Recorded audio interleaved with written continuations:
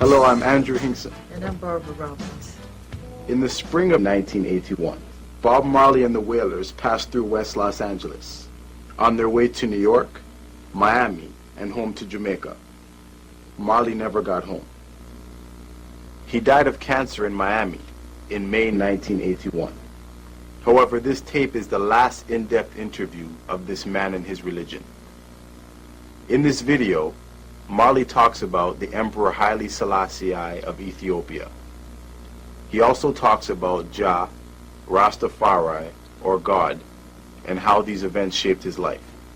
The source of Rastafarianism lies in a specific geographical area, the Nile Valley, a huge region that includes Egypt in the north and Ethiopia in the south.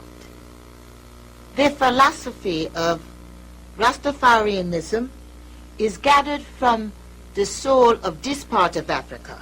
For example, it acknowledges Ra, revered by the Egyptians as the god of the sun. Most of the world only became aware of Rastafarianism through the emergence of Bob Marley and the Wailers to international superstar status. Bob Marley was born February 6, 1945. In St. Ann's Bay, Jamaica.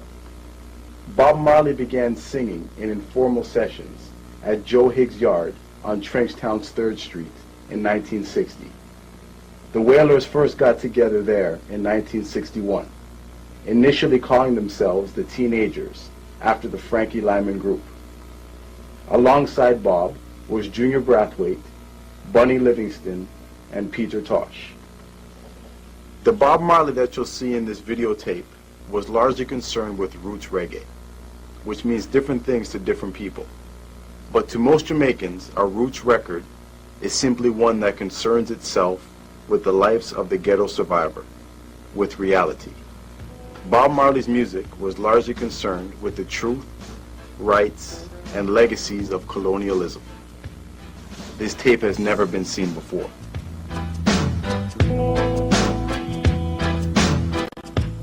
Back in the early 50s and early 60s, you were playing a different type of music, where Lil Anthony and Imperial's Impressions, you were into that kind of suits and contour and everything. What were the major influences that sort of pulled you from that to the present spiritual and political state that you're in now? What are the major influences that sort of pulled you out of that into the present state you're in now? Our roots go Rastafari, you know, because when you check that road and thing, was just searching, you know what I mean? Come and start search and we find His Majesty. We deal with it like how we deal with it, yeah. Okay, what's reggae and what is the woman's position in the Rastafarian movement? I mean, does she have input? Woman is our mother. You know, we all come from mothers, you know. The woman, I mean, you know. You understand that? Yeah, but I was thinking about more in terms of... With Judy there. Yo, you see Judy out there. Call Judy for me and make she explain this part, yeah, the woman part. Okay, but until she comes, how about... I understand what you're saying, but... I mean, you know, where that question come from, I don't understand where the question come from. Sister Judy.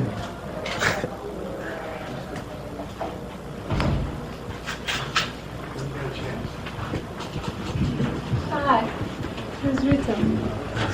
She's a Rasta sister. Okay, I'd like to ask you about the woman's position in the movement. I mean, do you have a lot of input, or do you feel like you're more domestic? Is that your input?